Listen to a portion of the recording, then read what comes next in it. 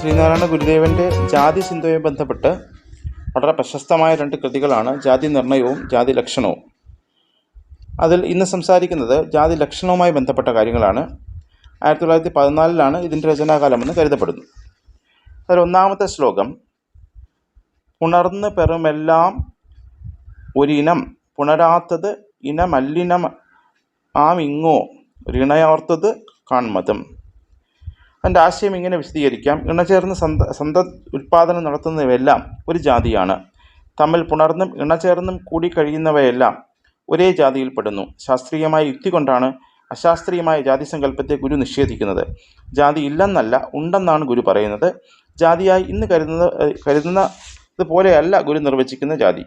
പുണർന്ന് പിറന്ന ഒരേ ഇനത്തെയാണ് ജാതി എന്നതുകൊണ്ട് അർത്ഥമാക്കുന്നത്. മൃഗങ്ങൾക്ക് മൃഗജാതി, മനുഷ്യർക്ക് മനുഷ്യജാതി, പക്ഷികൾക്ക് പക്ഷിജാതി എന്നർത്ഥത്തിലുള്ള ഏകരൂപമാണ് ഗുരുവിന് ജാതി ലക്ഷണം. രണ്ടാമത്തെ ശ്ലോകം, ഓരോ ഇനത്തിനും മെയ്യും ഓരോ മാതിരി ഒച്ചയും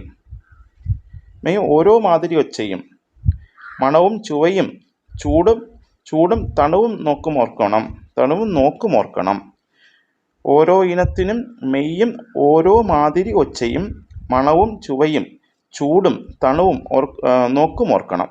ഓരോ ജാതിക്കും ഓരോ മാതിരി ഒച്ചയും മണവും ചുവയും ചൂടും തണുപ്പും നോട്ടവുമാണുള്ളതെന്ന് പ്രത്യേകം ഓർക്കണം.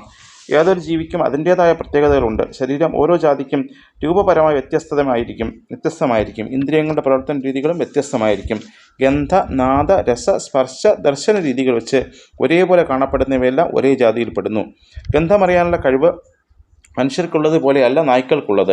ഇതുപോലെ തന്നെ ഏത് ഇന്ദ്രിയത്തിൻ്റെ കാര്യത്തിലായാലും ഇവർ തമ്മിൽ വ്യത്യാസമുണ്ട്. ഈ വ്യത്യാസമാണ് ജാതിയുടെ ലക്ഷണമെന്ന് ഗുരു പറയുന്ന വളരെ പ്രശസ്തമായ വചനങ്ങളാണ് അവിടെ പറയുന്നത്. മൂന്നാമത്തെ ശ്ലോകം, തുടർന്ന് ഓരോന്നിലും വെവ്വേറെ അടയാളമിരിക്കയാൽ അറിഞ്ഞിടുന്നു വെവ്വേറെ പിരിച്ചോരോന്നുമിങ്ങ് നാം. അതിൻ്റെ വിശദീകരണം ഇങ്ങനെയാണ്. ഇങ്ങനെ ഓരോന്നിലും വേറിട്ടുള്ള അടയാളം ഇരിക്കുന്നത് കൊണ്ട് ഇനങ്ങൾ ഓരോന്നിനെയും വേറെ വേറെ പിരിച്ച് ഒന്നൊന്നായി അറിയാൻ കഴിയുന്നു. ഓരോ ജീവജാതിക്കും വെവ്വേറെ അടയാളമുള്ളതിൻ്റെ ഗുണം വ്യക്തമാക്കിയാണ് ഈ ശ്ലോകത്തിൽ. സാമാന്യമായി കാണപ്പെടുന്നതോടൊപ്പം വിശേഷമായും ചില കാര്യങ്ങൾ കടന്നു വരാം. അപ്പോഴാണ് ഇനങ്ങളെന്ന രീതിയിൽ തരംതിരിവുണ്ടാകുന്നത്. വേറിട്ടുള്ള സമാനതകൾ തന്നെയാണ് ജാതിയുടെ ലക്ഷണം. ഇനി നാലാമത്തെ ശ്ലോകം, പേരൂര് തൊഴിലീ മൂന്നും പോരുമായത് കേൾക്കുക. ആരു നീ എന്ന് കേൾക്കേണ്ട നേരുമൈ തന്നെ ചൊൽകയാൽ. പേര്, ഊര്, തൊഴിൽ ഈ മൂന്നും പോരുമായത് കേൾക്കുക. ആരു നീ എന്ന് കേൾക്കേണ്ട നേര് മെയ്താൻ ചൊൽകയാൽ. അതായത് ഒരാളുടെ പേര്, സ്ഥലം, ജോലി എന്നീ 3 കാര്യങ്ങൾ മാത്രം ചോദിച്ചാൽ മതി. ജാതിയിൽ ആര് എന്ന് കേൾക്കേണ്ടതില്ല, അല്ലെങ്കിൽ ചോദിക്കേണ്ടതില്ല. കാരണം ശരീരം തന്നെ ഒരാളുടെ ജാതി മനുഷ്യജാതിയാണെന്ന് പറഞ്ഞ് വ്യക്തമാക്കി തരും. ആരു നീ എന്ന് കേൾക്കേണ്ട എന്ന ആശയമാണ് ഈ ശ്ലോകത്തിൻ്റെ കാതൽ. മനുഷ്യ ശരീരം ധരിച്ചവനോട് മനുഷ്യജാതിയാണോ എന്ന് ചോദിക്കേണ്ടതില്ല. ശരീരം കണ്ടാൽ മനുഷ്യനാണെന്നറിയാം. എങ്കിലും ചില തെറ്റായ ചോദ്യങ്ങൾ ചിലർ ചോദിക്കാറുണ്ട്. തെറ്റിദ്ധരിച്ചവർക്ക് അതിനുത്തരമുണ്ട്.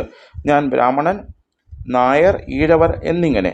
ജാതി ചോദിക്കരുത്, പറയരുത്, വിചാരിക്കരുത് എന്ന ഗുരുകൽപ്പനയുടെ കാവ്യാവിഷ്കാരമാണ് 1-ാം പാദത്തിലുള്ളത്. നേരുമൈ തന്നെ ചൊല്ലും എന്നുള്ളിടത്ത് സാമാന്യ ജനങ്ങൾ കാണുന്ന ജാതിയല്ല മനുഷ്യത്വം എന്ന ജാതിയാണ് ഗുരു വിവക്ഷിക്കുന്നതെന്ന് വ്യക്തമാവും. ശരീരം തന്നെയാണ് ജാതിയുടെ ഏകലക്ഷണം. ഇനി 5-ാമത്തെ ശ്ലോകം, ഇനമാർന്നുടൽതാൻ തൻ്റെ ഇനമേതെന്ന് ചൊൽകയാൽ ഇനമേതെന്ന് കേൾക്കില്ല നിനവും കണ്ണുമുള്ളവർ. ഇനം അല്ലെങ്കിൽ വർഗത്തിന് ചേർന്ന ഉടൽ തന്നെ തൻ്റെ ഇനം ഏതെന്ന് പറയും. അതിനാൽ ഇനമേതെന്ന് അല്ലെങ്കിൽ ജാതി ഏതെന്ന് ചിന്താശേഷിയും കാഴ്ചശക്തിയുള്ളവർ ചോദിക്കുകയില്ല. ജാതി ചോദിക്കേണ്ട കാര്യമില്ല. കണ്ണുകൊണ്ട് കണ്ടറിയാം. മാനിനെ കണ്ടാൽ മാനാണെന്നറിയാം, മയിലിനെ കണ്ടാൽ മയിലാണെന്നറിയാം. അതുപോലെ തന്നെ മനുഷ്യനെ കണ്ടാൽ മനുഷ്യനാണെന്ന് അറിയണം. തെറ്റായ ചോദ്യങ്ങൾക്കുള്ള ഉത്തരവും തെറ്റായിരിക്കും. അതുകൊണ്ടാണ് ബ്രാഹ്മണാദി ജാതികളെന്ന് ചിലർ തെറ്റായി പറഞ്ഞു പോരുന്നത്. ചോദിച്ചറിയേണ്ടി വരുന്നത് ജാതിയല്ല, സമൂഹം കൽപ്പിച്ചുണ്ടാക്കിയ ചില ഭേദചിന്തയാണ് എന്ന് എത്ര യുക്തിഭദ്രമായാണ് ഗുരു ഇവിടെ സമർത്ഥിച്ചിരിക്കുന്നത്. ഇനി 6-ാമത്തെ ശ്ലോകം, പൊളി ചൊല്ലുന്നിനം ചൊൽവതിടിവന്ന് നിനക്കയാൽ ഇടിവില്ലിന ഒന്നാണ് പൊളി ചൊല്ലരുതാരുമേ. അതിൻ്റെ ആശയം ഇങ്ങനെ വിശദീകരിക്കാം. ജാതിയുടെ കാര്യത്തിൽ മേന്മയ്ക്കായി ചിലർ കള്ളം പറയുന്നു, അല്ലെങ്കിൽ പൊളി പറയുന്നു. ശ്രേഷ്ഠജാതിയുടെ പേര് പറയുന്നുവെന്ന് താല്പര്യമുണ്ട് ഇവിടെ. യഥാർത്ഥത്തിൽ ഇടിവുള്ള ഒന്നില്ല, ഒരു ജാതിയേ ഉള്ളൂ, മനുഷ്യജാതി. അപ്പോൾ 2 തരത്തിലാണ് ജാതി പറയുന്നവർ പൊളി പറയുന്നത്. അതിലൊന്ന് ശ്രേഷ്ഠമായ ജാതിയിൽ ഉൾപ്പെട്ടവനെന്ന് പൊളി പറയുന്നു. പൊളിയില്ലാത്തതും ഇനം ഒന്നായതുമാണ് മനുഷ്യജാതി. അതിനിടയിൽ പറയുന്ന മറ്റ് ജാതി നാമങ്ങൾ ജാതികളേ അല്ല, മിഥ്യാഭിമാനങ്ങൾ മാത്രമാണ്. മിഥ്യയായതാണ് പൊളി. സത്യം വ്യക്തമായി നിൽക്കുമ്പോൾ മിഥ്യയായതിനെക്കുറിച്ച് ആരും പറയേണ്ടതില്ല. 2, തെറ്റായി ധരിച്ചുകൊണ്ട് ജാതിയില്ലാത്തത് ജാതിയാണെന്ന് പറയുന്നു. അപ്പോൾ 2 രീതിയിലാണ് ഇങ്ങനെയുള്ളവർ തെറ്റായി സംസാരിക്കുന്നത്. ഒന്ന്, ശ്രേഷ്ഠജാതിയിൽ ഉൾപ്പെട്ടതാണെന്ന് കള്ളം പറയുന്നു. രണ്ടാമത്, തെറ്റായി ധരിച്ചുകൊണ്ട് ജാതി ഇല്ലാത്തതാണ് ജാതി എന്ന് പറയുന്നു. ജാതി ഇല്ലാത്തതാണ് ജാതി എന്ന് പറയുന്നു. ഇനി 7ാമത്തെ ശ്ലോകം. ആണും പെണ്ണും വേർതിരിച്ച് കാണും വണ്ണം ഇനത്തെയും കാണണം കുറികൊണ്ടിമ്മട്ടാണ് നാം അറിയേണ്ടത്. അതായത് അതിൻ്റെ ആശയം ഇങ്ങനെ വിശദീകരിക്കാം. ആണിനെയും പെണ്ണിനെയും അടയാളം കൊണ്ട് വേർതിരിച്ച് കാണുന്നത് പോലെ ജാതിയെയും അടയാളം കൊണ്ട് വേണം വേർതിരിച്ച് കാണേണ്ടത്. കുറി എന്നത് ഓരോ അടയാളം എന്ന് കരുതുക. ഇവിടെ ആണ്, പെണ്ണ് എന്നീ വ്യത്യാസങ്ങൾ ലിംഗഭേദത്താൽ അറിയാൻ കഴിയും. ലിംഗഭേദം ഒരു അടയാളമാണ്. അതുപോലെ തന്നെ ജാതിയെ സൂചിപ്പിക്കുന്ന അടയാളങ്ങളുമുണ്ട്. മനുഷ്യന് മനുഷ്യത്വം തന്നെയാണ് അടയാളം. അത് എല്ലാ മനുഷ്യർക്കും ചേരും. അതിൽ തെറ്റ് പറ്റില്ല. എന്നാൽ നായർ, നമ്പൂതിരി, നായാടി എന്നിങ്ങനെ ജാതികളായി കരുതുന്നവർക്ക് അത് തെളിയിക്കാൻ കുറി അല്ലെങ്കിൽ അടയാളം ഒന്നുമില്ല. തെറ്റായ സങ്കല്പം മാത്രമേ ഉള്ളൂ. ഗുരുവിൻ്റെ ജീവിതകാലത്ത് നടന്ന സംഭവം രസകരമാണ്. ജാതി കണ്ടാൽ അറിയാമെന്ന് ഒരിക്കൽ ഒരു ആശ്രമത്തിലെത്തിയ ഒരു പ്രസിദ്ധൻ ഗുരുവിനോട് വാദിക്കുകയുണ്ടായി. കുറേ നേരം ഗുരുവുമായി സംസാരിച്ചു കഴിഞ്ഞ് ആശ്രമത്തിൽ നിന്ന് നല്ല രസം കൂട്ടിയുള്ള ഊണും കഴിച്ച് അദ്ദേഹം ഗുരുവുമായി വിശ്രമിച്ചു. അപ്പോൾ ഗുരു ഒരു ബാലനെ അടുത്ത് വിളിച്ചു അതിഥിക്ക് പരിചയപ്പെടുത്തി. ബാലൻ പോയി കഴിഞ്ഞ് ഗുരു അതിഥിയോട് ചോദിച്ചു, ആ ബാലൻ്റെ ജാതി പറയാമോ എന്ന്. സംശയം കൂടാതെ ആ ബാലൻ ഒരു നിർദ്ദിഷ്ട സവർണ ജാതിയിൽപ്പെട്ടതാണെന്ന് അതിഥി മറുപടി പറഞ്ഞു. ഒപ്പം ഊണിനെക്കുറിച്ചും കറികളെക്കുറിച്ചും ആഗതൻ വളരെ നല്ല അഭിപ്രായവും പറഞ്ഞു. ഇത് കേട്ട് മന്ദഹസിച്ചുകൊണ്ട് ഗുരു പറഞ്ഞു, നിങ്ങൾ കരുതിയ ജാതിയിലല്ല ആ ബാലൻ പിറന്നത്. തന്നെയുമല്ല, അവൻ വച്ച രസം തന്നെയാണ് ഭേഷായിരിക്കുന്നുവെന്ന് താങ്കൾ പറഞ്ഞത്. ഒരു അടയാളവും അതിൻ്റെ ജാതിവാക്യമായി ഇല്ലാതിരുന്നിട്ടും ജാതി സൂചകമായി ഇല്ലാതിരുന്നിട്ടും മറ്റെന്തെല്ലാമോ കാരണങ്ങളെ അധ്യാരോപം ചെയ്താണ് അവൻ്റെ ജാതി ഏതെന്ന് അദ്ദേഹം പറഞ്ഞത്. സാധാരണ നാം പറഞ്ഞു പോരുന്ന ജാതിക്ക് സൂചകമായ ഒരു അടയാളവുമില്ല. ഇതാണ് പൊളി എന്ന് ഗുരു സൂചിപ്പിക്കുന്നത്. ഒരു വാക്കുപോലും ഉരിയാടാതെ എത്ര യുക്തിപൂർവമായാണ് അയാൾ അധ്യാരോപം ചെയ്ത ജാതിയെ ഗുരു അപവാദ രീതിയിൽ മായ്ച്ചു കളഞ്ഞത്. അടയാളമൊന്നുമില്ലാത്ത പൊളി പറഞ്ഞാണ് ജാതിസങ്കല്പത്തിൽ അതിഥി എത്തിയത്. എന്നാൽ മനുഷ്യത്വം എന്ന വ്യക്തമായ അടയാളം മുന്നിലുണ്ടായിട്ടും അതിഥി അത് കാണാതെ പോയി. 8ാമത്തെ ശ്ലോകം. അറിവാമൊഴിയിൽ നിന്നും വരുമെല്ലാ ഉടമ്പിനും കരുവാണി നമാം നീരിൻ നിരതാൻ വേരുമായിടും. അതിൻ്റെ ആശയം ഇങ്ങനെ വിശദീകരിക്കാം. ജാതി എന്നത് എല്ലാ ഉടമ്പിൻ്റെയും അല്ലെങ്കിൽ ശരീരത്തിൻ്റെയും കരുവാണ്. ഓരോ ജാതി മുശിയിൽ നിന്നും ഓരോ ജാതി ജീവികൾ ഉണ്ടാകുന്നു. അറിവാകുന്ന സമുദ്രമാണ് കരുവാൻ. കരുവാനാണ് അറിവ്.